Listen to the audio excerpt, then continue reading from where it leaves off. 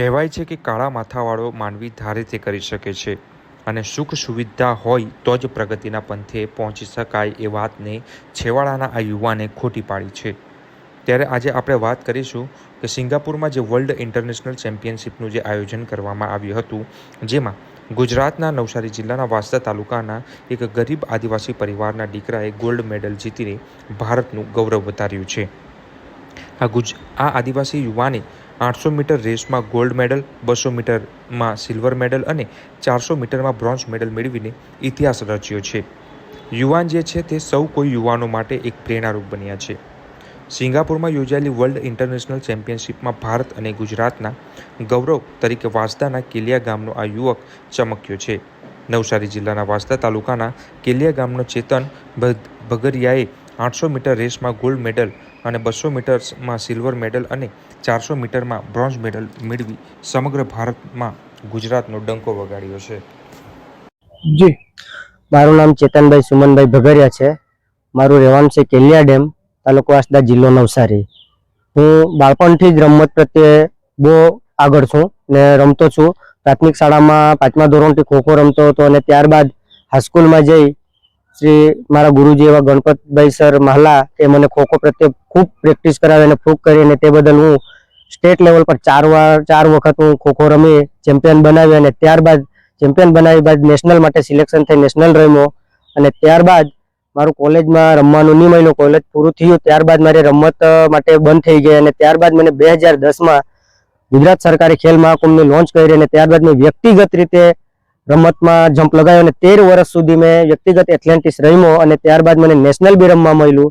National રમી ત્યારબાદ મને Gujarat એસોસિએશને selection કરી, સ્ટેટ લેવલ પર રમી ગોલ્ડ મેડલ જીતી ને નેશનલ માટે કેરલા ખાતે રમ્યો, કેરલા ખાતે ગોલ્ડ મેડલ, ત્યાંથી સિલેક્શન થઈ મારું ભારત દેશનું પ્રતિનિધિત્વ કરવાનો મને ચાન્સ મળ્યો। તે બહુ ખુશીની વાત હતી અને હું ભારત દેશનું પ્રતિનિધિત્વ સિંગાપોર ખાતે જઈને કરી 200 મીટર, 400 મીટર અને 800 મીટરમાં ગોલ્ડ મેડલ, સિલ્વર મેડલ અને બ્રોન્ઝ મેડલ મેળવી ભારત દેશને વિજેતા બનાવીને ગોલ્ડ મેડલ અર્પણ કરી પોતાને બહુ ખુશી અનુભવું છું અને ભારત દેશને બી હું આભાર માનું છું કે મને ભારત દેશ પ્રત્યેનું કોમ્પિટિશનમાં મને ભાગ કરવા મળ્યો એ બદલ મેં ભારત સરકારનો બી ખૂબ ખૂબ આભાર માનું છું। ત્યારબાદ અત્યારે નવયુગ અને નવયુગ પેઢીના યુવાન છોકરાઓ અને જે સ્ટુડન્ટ હમણાં ભણતા છે એ લોકો માટે એક અપીલ કરું છું કે ભણવાનું પૂરું થાય તો એવું ન માનતા કે ખેલદિલી પૂરી થઈ જાય, પણ ખેલદિલી આપણા માટે ખેલ મહાકુંભ છે। વ્યક્તિગત પાર્ટિસિપેટ આપીને બી પોતાનું પ્રતિનિધિત્વ કરીને આગળ જઈ શકો છો એવી મારા દરેક યુવા પેઢીઓને અપીલ છે। મારી જરૂર પડશે ત્યાં મારો કોન્ટેક્ટ કરશો તો જરૂર તમને સહભાગી બનવા અને મદદરૂપ થઈશ। ખેડૂત પરિવારમાં જન્મેલા ચેતનને બાળપણથી જ રમતમાં રસ હતો। ધોરણ 5થી તે ખોખોની રમત રમતો હતો। હાઈસ્કૂલમાં વ્યાયામ શિક્ષક ગણપત મહાલાને જે એવી તેની પ્રતિભા ઓળખી અને માર્ગદર્શન આપ્યું। ચેતન જિલ્લાની ટીમનો કેપ્ટન બન્યો અને રાજ્યસ્તરીય ખોખો સ્પર્ધામાં 9 મિનિટ સુધી રમીને રેકોર્ડ બનાવ્યો હતો। ધોરણ 12 પછી રમતમાં બ્રેક આવ્યો, પરંતુ ગુજરાત સરકારના ખેલ મહાકુંભે તેને નવી તક આપી। તેણે વ્યક્તિગત દોડમાં ભાગ લીધો અને 13 વર્ષમાં 4 વાર રાજ્યકક્ષાએ પહોંચ્યો। ગત વર્ષે રાજ્ય સ્તરે સ્વર્ણ પદક જીત્યો અને કેરલામાં રમાયેલી રાષ્ટ્રીય માસ્ટર એથ્લેટિક્સમાં પણ ગોલ્ડ મેડલ મેળવી આંતરરાષ્ટ્રીય સ્પર્ધા માટે પસંદગી પામ્યો હતો। ચેતન પોતાના ગામ પરત ફરતા સ્થાનિક આગેવાનો અને ગ્રામજનોએ તેનું ભવ્ય સ્વાગત કર્યું હતું। તેની સફળતા દર્શાવે છે કે દ્રઢ મનોબળ અને મહેનતથી કોઈ પણ લક્ષ્ય પ્રાપ્ત કરી શકાય છે। જી, ચેતન ભગરિયા એ કેલિયા ગામનો એક સામાન્ય પરિવારમાંથી આવે છે।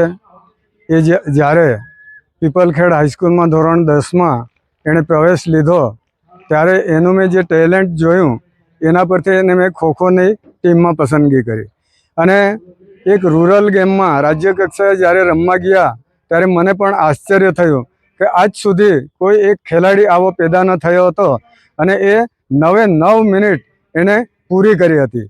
એ ખરેખર રેકોર્ડ હતો અને બેસ્ટ પ્લેયર તરીકેને એને શિલ્ડ પણ આપવામાં આવ્યું। સાથે સાથે કોચ અને ટીમ મેનેજર તરીકે મને પણ સન્માનિત કરવામાં આવ્યો। હવે એનું ટેલેન્ટ જોઈને મેં એને જિલ્લાનો ખોખોનો કેપ્ટન બનાવ્યો। ધીરે ધીરે એથ્લેટિકમાં એણે પ્રવેશ લીધો।